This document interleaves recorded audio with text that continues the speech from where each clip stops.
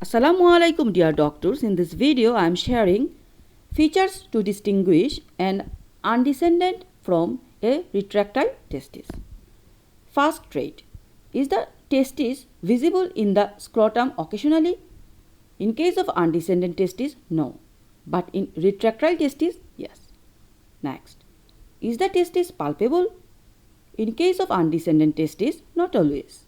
Testis may be intra-abdominal and not palpable. In case of retractile testis, testis is always palpable. Next, are the testes equal in size? In case of undescended testis, may be smaller than the normally descended testis. In case of retractile testis, generally equal in size. Next, is the scrotum well developed? In case of undescended testis, may be smaller on the side of the undescended testis. But in case of retractile testis, scrotum normal in size.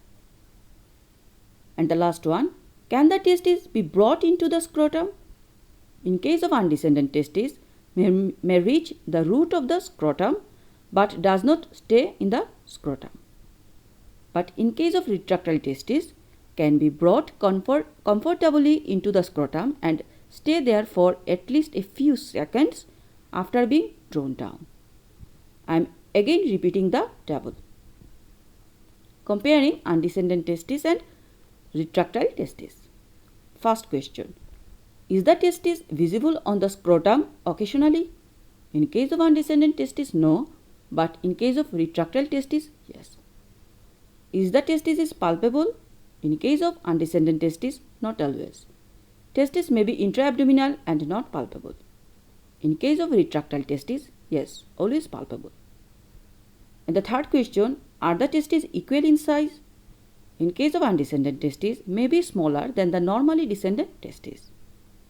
In case of retractile testis, generally equal in size. And the next question, is the scrotum well developed? In case of undescended testis, may be smaller on the side of the undescended testis.